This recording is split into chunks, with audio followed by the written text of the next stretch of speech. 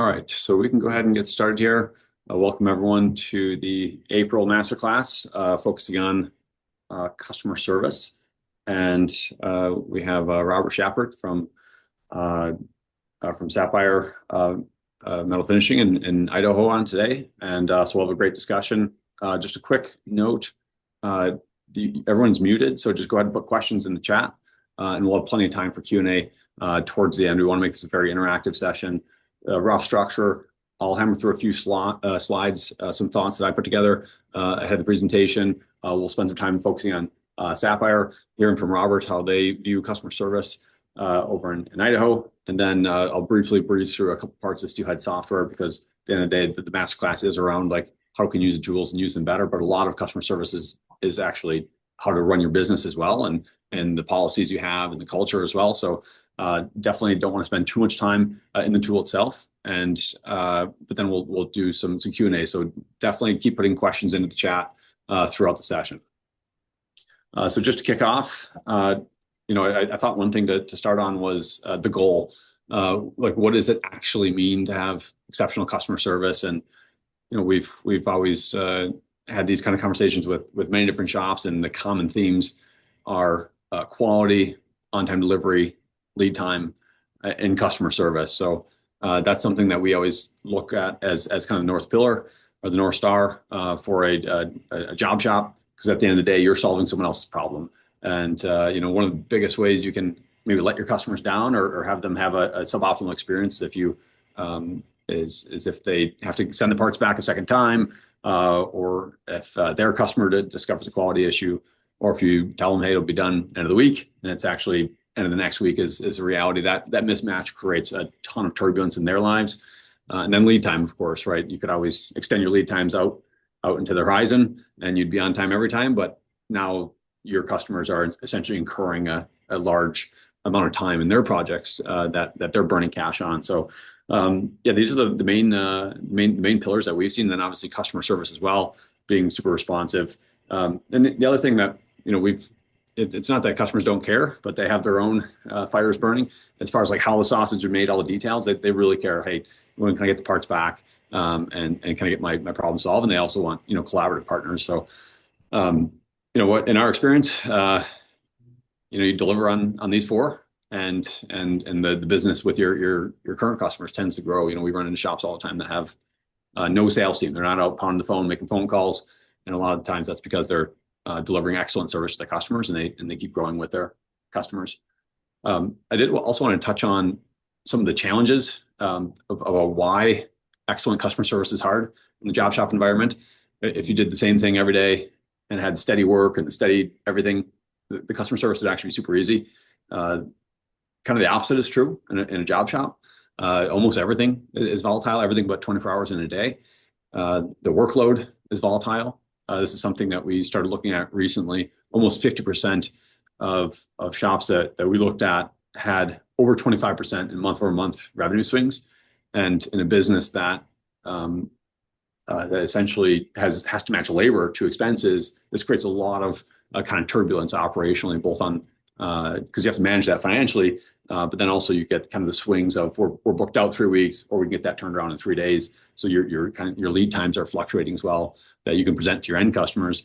And then staff turnover, 50% is what we see on average. There's a huge range here. Some folks that are in the low single digits or higher single digits that really invest in their team and culture. And then we've seen as high as 100% staff turnover per year. The reason why I bring that up is that's another form of kind of foundational turbulence.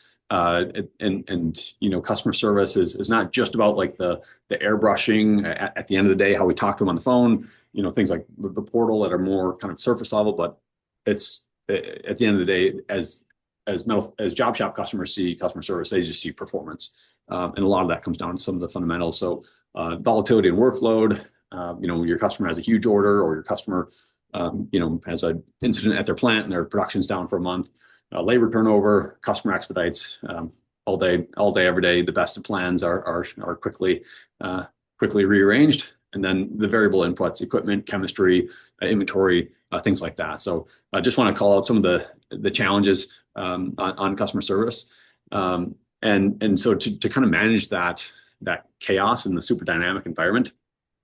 There's a couple things that we've seen work really well. One is communicate early and often, whether it's good news or bad news. And I'm going to share a brief anecdote here. And this was a shop that we were just in as in a sales capacity, so not a customer. We witnessed someone walk into a shop and say, "Hey, when can I get these parts done?" And they were advised, "Oh yeah, it'll be 3 days." And then the customer left, and they turned around and told their coworker, "No chance. It's going to be like at least a week and a half or 2 weeks." That's like the extreme end of where you don't want to be. What we've seen on the other end is folks that actually communicate bad news early. So it's like, "Hey, we said it's going to be 5 days. It's actually going to be 8 days. But I told you on the second day, hey, I got to let you know it's going to be on this day, not this date, and here's why." And we found that customers actually respond quite favorably to that. Even though you're delivering bad news, it can be tempting to kind of bury the bad news and defer the day of reckoning. But just understand that creates volatility and uncertainty for your end customer.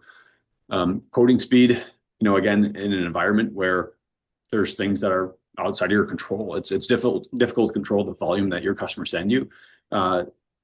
So what you can do is you can continue to keep your customers up to date on your capacity. So if your lead times are fluctuating between 3 days and 3 weeks, if you can turn around quotes quickly, now customers have essentially an ability to say, "Okay, this is the price and this is the turnaround time of getting that done." And then managing lead times proactively, typically at like the process level, maybe even the customer level.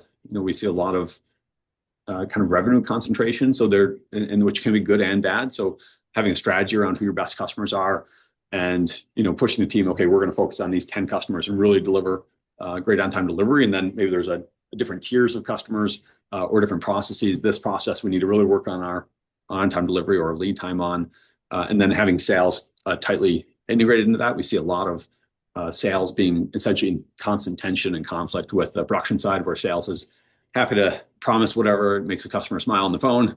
Then the production team has to kind of deal with that on the backside. So there's a really natural tension there. And then the last one is open up the portal and visibility. And this is not just the digital portal. This is also being clear on good and bad news, but then also welcoming into your shop, the transparency, working well. We've heard stories with people that have had end customers really resonate with the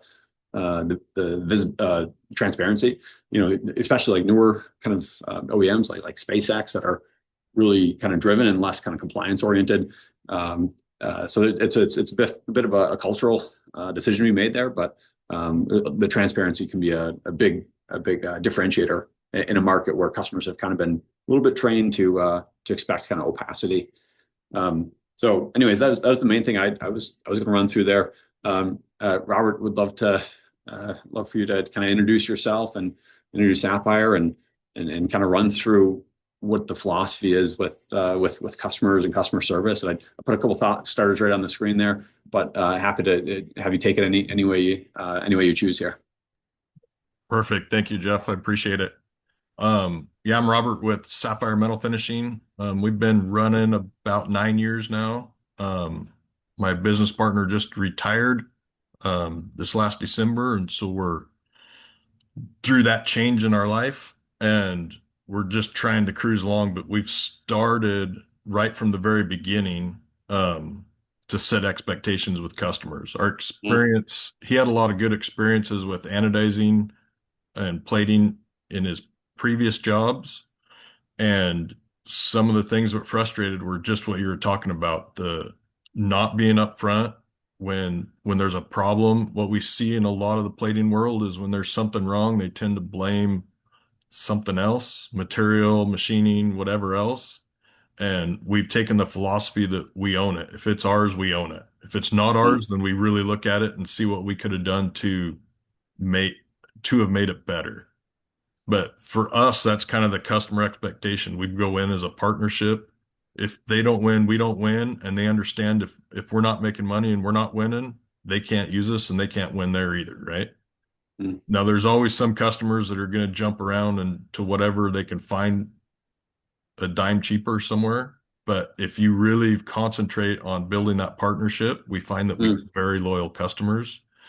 And I think the honesty helps to build that because if we own our problems and we're upfront about it, just like you said, and we're calling and tell them, hey, this isn't Yeah. going to happen, or this is what happened, and it's totally our fault, and we're going to fix it, do what we can. Then what we find is when those incidents come up, when we do have a problem, do have a mistake, they are more willing to work with us and they understand it because they know we're coming from a point of straight honesty of, hey, Yeah. this happened, we can't get it done, right? And so that has been how we kind of built that expectation right from the start, and we continue that today. The other thing we do is you talked a little bit about some tiered customers, and that's Mm. a nature of life, right? It always does. But we have always worked really hard that those small customers, we treat them just like our big customers best we can, because you never know when their product turns out to bring the volume and they become the bigger customer. And we want them to know that Absolutely. we value their business just as well as the guys that are sending high volume. So it's been really important to us. Um, running down your list there, I just kind of run down the list this morning, looking to see how to answer some of those questions. What separates the happiest customers from the least happy? That's kind of a challenging one, but really for us, it's mostly lead time, lead time, lead time.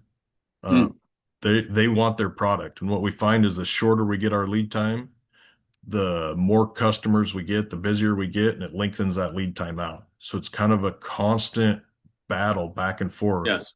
Right now, our lead time, we track it and have meetings constantly about it, trying to fix issues or trying to make sure it's better. And our lead time right now is not good.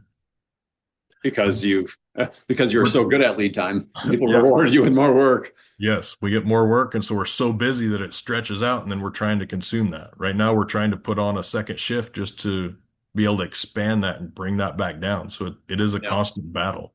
Yeah, that's Um, an excellent problem to have, obviously. And yes. Josh was originally slated to be on here. Robert's graciously stepped in the Yep. last minute, and just a little touch of the Sapphire culture. Josh's wife went into labor last night, and Josh was still offering to join. I was like, no, no, no, you can't. You're banned from joining. So Robert graciously stepped Yeah. in, but Josh was in last night at the shop, keeping things moving. So that amazing Yes. focus on the customers.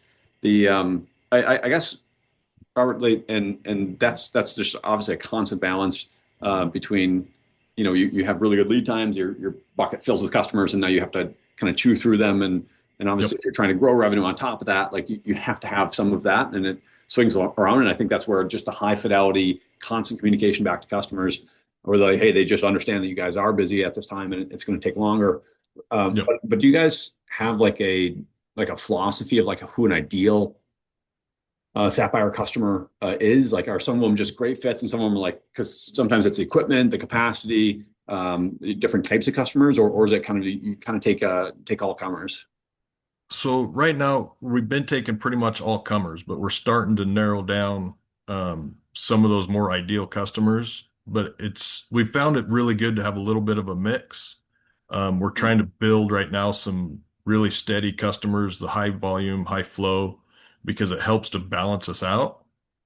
But sometimes it's nice that job shop work is still good work and it's always going to be around, right? Yeah. You don't have the market swings as much because right now I don't even know the numbers for sure. We're probably at 250 odd customers or something like that. Mm. We're seeing 20 to 30,000 parts a week come through the shop. Wow. So it stays very busy back and forth, and we're in a lot of markets, so we don't get the big swings necessarily on. We do, but we have other places that are picking up that volume while these ones drop off. Mm. So it's helped us to kind of balance that. With that, though, it's challenging because there's lots of different parts, lots of different jobs, and it's a Yeah. challenge to meet all those expectations in doing that. And then Robert, just, and I know we're going off script a little bit, but I just kind of help myself. The when you say lead times are not fantastic, aka we're slammed with work is another way of saying that. Do you see that like isolated each process? Like I know you guys have anodizing and powder coating and maybe a few others, or is it kind of broad based across the whole shop? It's pretty broad based. We're pretty busy in all areas that we're doing. There's a couple things that we don't do a lot of volume at, but the lead time still built up because the other stuff takes precedence, right? We do a baked Teflon coating. We don't do a lot of it, Yeah. but when it comes in, it's still got to fit in with everything else that's going on at the same time. So we see that lead time stretch out as well. Interesting. So then the biggest opportunity to improve service, it sounds like kind of capacity and all this kind of presumes that we have the right margin balance in place. We like where our pricing's at. We're making the right amount of money in each job. Obviously, we're like we've seen instances where shops are. We bumped into a shop that was in the Midwest that was at 4% net margin, Mhm. and then had like a 4 week lead time. Where it's like, okay, like there's probably a lot of factors at play here, but there's pretty good chance that we're not the right price point, and then that kind of gets you stuck, right? Where now you're at a Yes. 4 week lead time, and then it's like, well, I want to fix my prices. I'm underpriced, and I raise it. Well, now the customers are like, well, why would I pay you more because you take so long? So you kind of get stuck there. Yep. But assuming kind of the margins are at where we are at, is that accurate to say that just building capacity is the biggest opportunity to better serve your customers for like this year as an example? Yeah. For right now, what we're seeing this year, we've seen a lot of steady growth this year. The last couple of years have been pretty rough, but we're seeing a lot of steady growth right now. And I think that's really what it is just building that capacity to be able to get the product through efficiency. We focus really hard on quality, and then the customers just want that quick turn. It's just a different world. I call it an Amazon world. Everybody's so used to getting it right Yeah, now, real fast. yeah, We've always had people walk into our shop that don't really understand the process, and they're like, "Yeah, can I just wait for it, or can I get it this afternoon?" And it's like, "Yeah, there's hours of processing here. It doesn't quite yeah. work that way." And it's just educating the customers so they understand what it really takes to get that done. And do you guys offer expedite to those kind of customers where it's like, hey, yeah, we can get that done in 24 hours, but this is what's going to cost you? Or is it, Yep. oh, Absolutely. We have some expedite options, 1 day, 2 day, 3 day, 4 day kind of turns. Depending on what the process, how many steps there are, there's percentages that go with that. Right now, we see a lot of customers willing to do that, wow. just so they get that lead time because Yeah, their customers are hounding them for the product, right?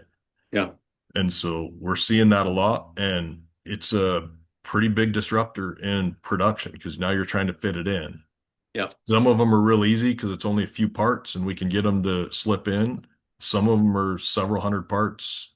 And so it's taken up like a full load's worth of work, and it's a lot more to get that to process through. Yeah, expediting. I mean, we've seen people charge and also deliver value commensurate with, right? You look at both sides of the same coin, like up to 100% Yep. on price, sometimes even more. And one of my favorite analogies is like the airlines, right? If you want to jump on a flight like tomorrow to Yep. like Spain, you can. You're going to pay dearly for it. Yep. But to me, that's like a service that the airline provided by Yep.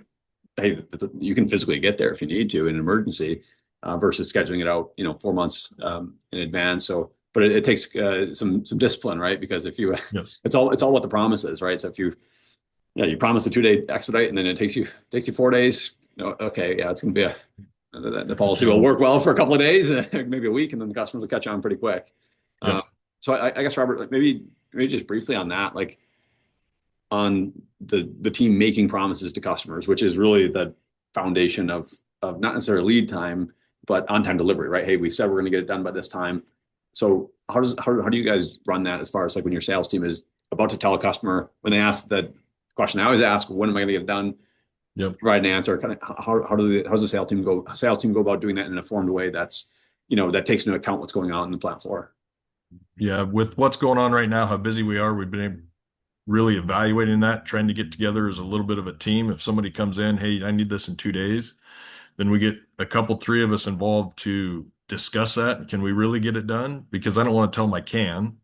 And then we might give them the feedback, hey, I can't get it in 2 days, but it looks like I can get it in 3 days or 4 days or whatever it is. So it's still skipping our lead time, our long lead time. So it's still expediting, and they're getting it faster, just not quite as fast as they hope for. But we try to be really upfront about that and communicate that. We're in a situation right now, customers generally just drop parts off and it's on the PO and they ask for a 24-hour turn. Hey, I need this tomorrow. And so we take that and evaluate it. And a lot of times it's a phone call back. Hey, there's no way I can get this done. It won't Yeah. fit. And so, but this is the realistic expectations. And we try to be really realistic about that Yeah. and upfront. Right. I want to deliver as fast as I can, but I don't want to over promise too much. I'd Yeah. rather I'd rather be a little bit loose on that and get it done earlier than the other way around. Yeah. It feels like one of those things where consistency is the Hmm. biggest driver, right? Where yeah, the customers say, "Hey, I want it tomorrow," and you call back and say, "Hey, it's gonna be a week, it's gonna be 2 weeks, it's gonna be 4 days." As long as we're consistently doing that, then it's a lot less kind of disruptive. Um, Yes. I guess last question, Robert, that I have, and I'm sure we'll get some from the crowd here, but the how about on the portal? Because I know the phone, the shops live and die on the Yep. phone and email, and obviously that's never going away. We've got to respond to our customers. Have you guys seen the portal help augment some of the phone and email communications? Absolutely. That was one of the things we were looking for when we were searching for ERP. That's one of the top priority things we're looking at is some way that the customer can see what's going on and get some idea where their parts are.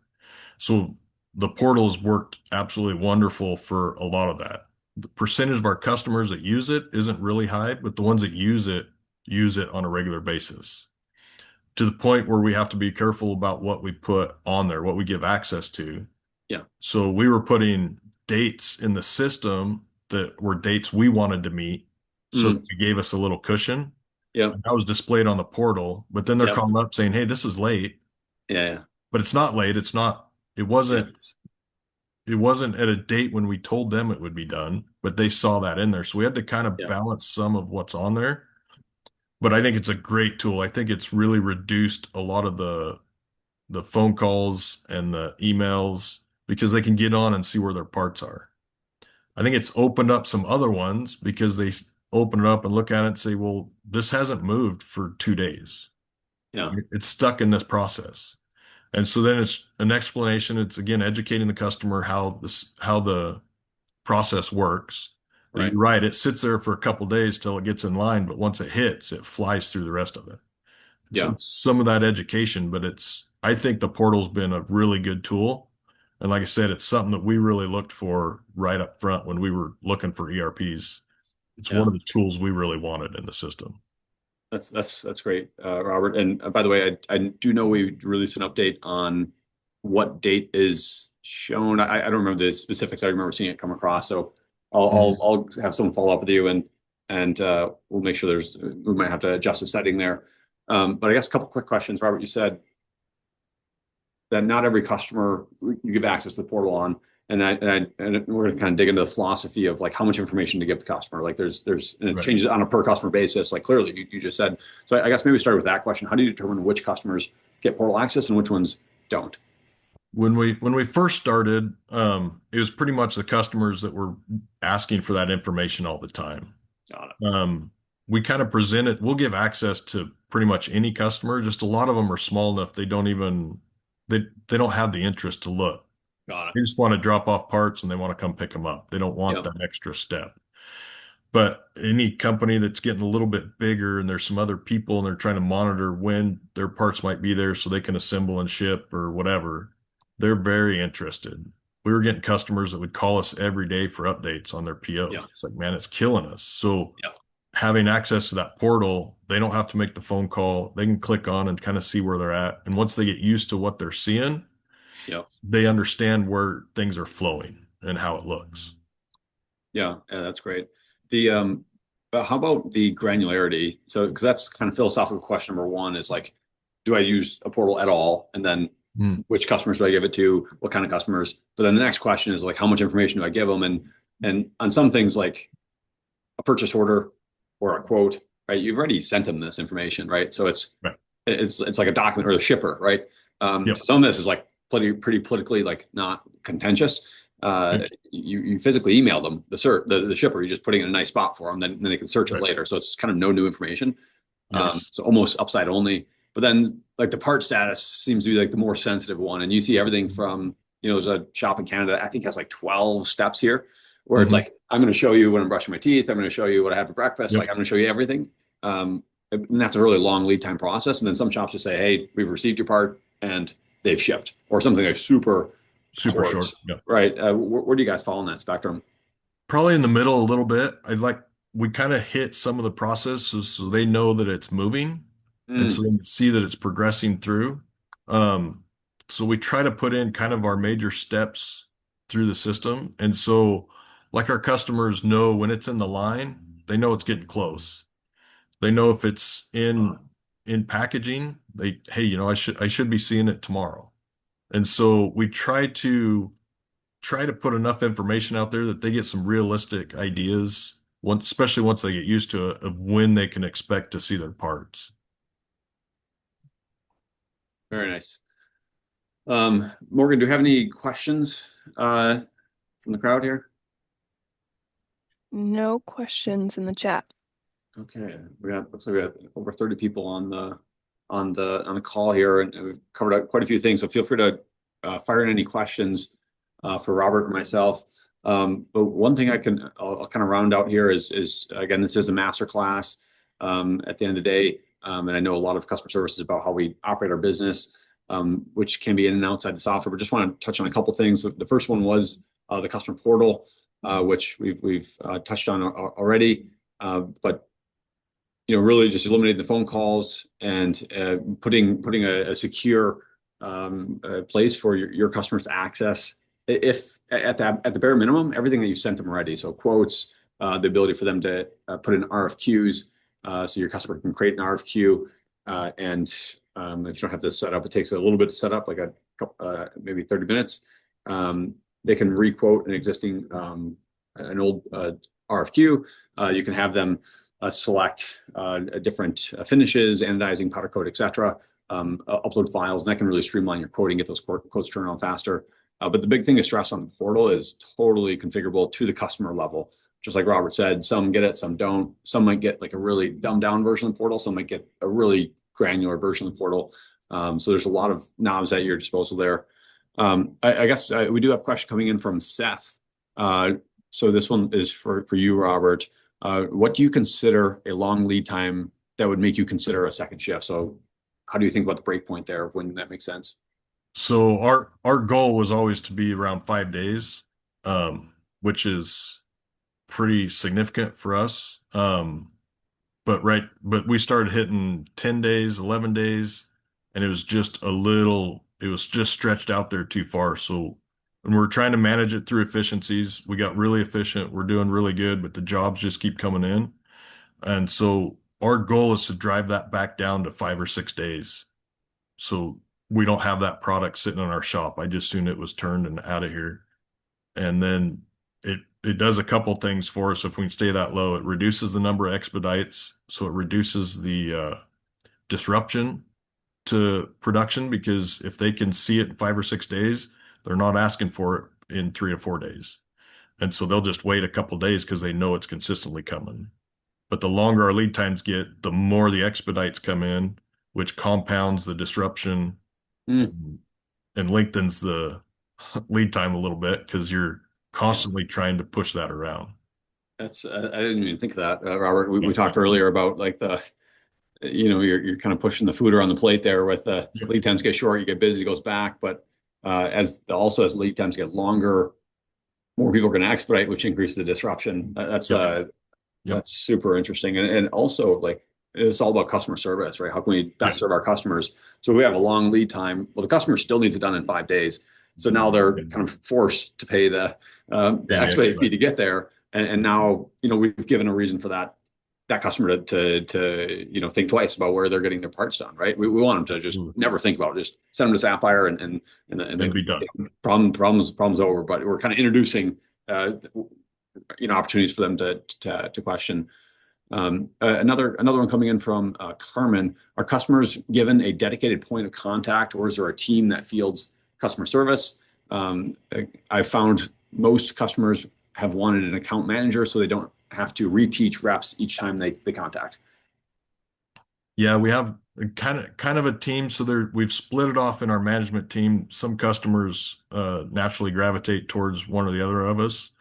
But what we did is we implemented a customer service representative inside of our company that their job is basically to be the customer advocate within our process. So Mm. with that, we gave them higher authority with the leads and the management team of, hey, this needs to be done. We've made commitments and we're going to do that. And so we've tried to put that customer within our facility so that they represent that customer through the whole process. So we've tried to do that to help manage some of those things. Like I said, with the number of customers we haven't split it off to customer account managers really, but it naturally moves that way because there's just certain people that they contact that they get better, that they know they can get service from and is in their corner. So it naturally happens, but Mm. we don't officially make it that way, I guess. Yeah, humans are humans. They want to talk Yep. to Jim or Sally or Robert. Yep. But one last question that I had, and I know we're a minute or so over here, and want to respect everyone's calendars. But Robert, we talked about when parts just show up and they say, "I want them done tomorrow," but we're backed out 10 days. How we handle that? But what about we're backed out 10 days and a customer says, "Hey, can you quote this?" And quoting is always a little bit strange because if it's like, well, I'm going to quote you today on Wednesday and you're going to send me the parts tomorrow, like I can tell you my lead time with some certainty, but if I send Right. you a quote, it's good for 30 days, 60 days, 90 days. Like I actually don't really know what the lead time is going to be Yeah. 2 weeks from now. So how do you handle that disconnect between like when the customer asks for a quote and then when they send the work, or is that kind of an impossible thing to manage? It's kind of hard to manage, but we try to be very upfront when we're quoting that. Hey, right now our lead time is 10, 12 days, and that's where we're at. I don't know. Like you said, we may not see the job for 2 months, 6 months, who knows, right? So we're quoting the job, and we get asked that by our team a lot is, hey, you quoted this job and they want an expedite and you quoted it with the expedite. It's like, yeah, that's what they asked for. Well, we can't do the expedite right now. Well, you're right, but it was 3 months ago when I quoted it. Wow. And so I don't know. So then we have to have that conversation back with them of, hey, that when it came in, we're busy with these things going on.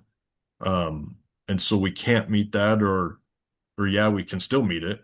Hmm. And then as long as we're putting that expectation of that longer lead time out and it shows up, and if our lead time is shorter by then of Yeah. course there's no problem. They're just thrilled that they got it.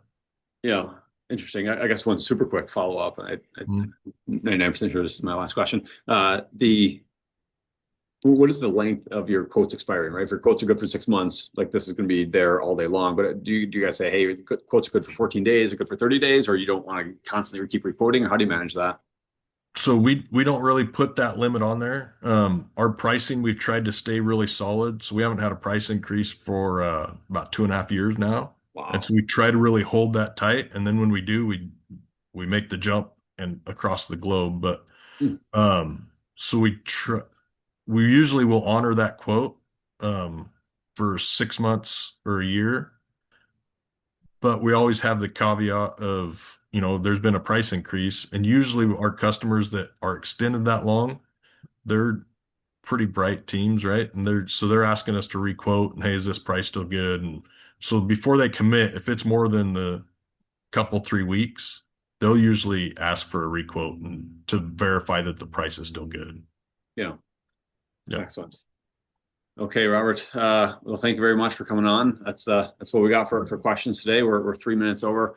I really appreciate it, and fantastic work over the last you say 11 years, 9 years Nine at years. Yep. Sapphire. Yep. Adding capacity and getting more parts out the door is a fun problem to be working on. So we'll let you get back to that and get those lead times back down, and then we'll be talking about a third shift before the snow flies here. So good luck staying away, keeping in front of it all. Keep So it ahead. We'll try it. Thank you very much. thank you, Robert. Great work. Bye. Bet.